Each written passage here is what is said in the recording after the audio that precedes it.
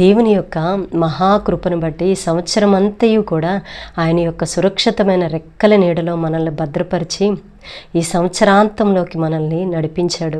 అవునండి, ఈ సంవత్సరం అంతయు మనం జ్ఞాపకం చేసుకుంటే ఎన్నో కీడుల్లో నుండి దేవుడు మనల్ని తప్పించలేదా?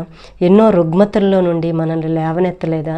ప్రతి పరిస్థితిలో కూడా, ప్రతి సమయంలో కూడా ఆయన మనకి చాలిన దేవుడిగా ఉండి మనల్ని బలపరిచి మనకు తోడుగా ఉండి మనల్ని కాపాడిన దేవుడు.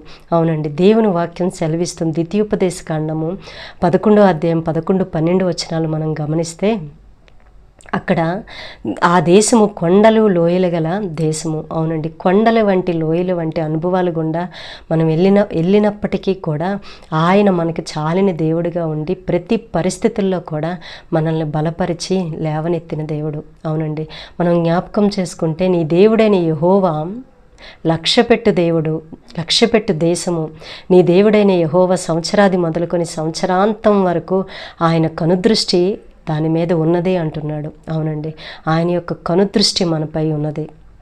మత్తయి సువార్త 7వ అధ్యాయము 25వ వచనంలో మనం జ్ఞాపకం చేసుకుంటే వాన కురిసెను, వరదలు వచ్చెను, గాలి విసిరి ఆ ఇంటి మీద కొట్టెను, ఆ ఇల్లు బండ మీద కట్టబడి ఉండెను గనక అది పడిపోలేదు అంటున్నాడు. అవునండి, క్రీస్తు అనే బండ మీద మనము కట్టబడి ఉన్నాం.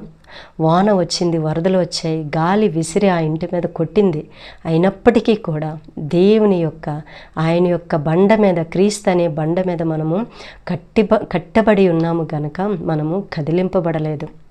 దేవుని వాక్యం సెలవిస్తుంది. 37వ అధ్యాయము 24వ వచనం మనం గమనిస్తే అతడు యెహోవా అతని చేయి పట్టుకుని ఉన్నాడు గనక అతడు నేలన పడినను తిరిగి లేవలేక ఉండలేదు అని.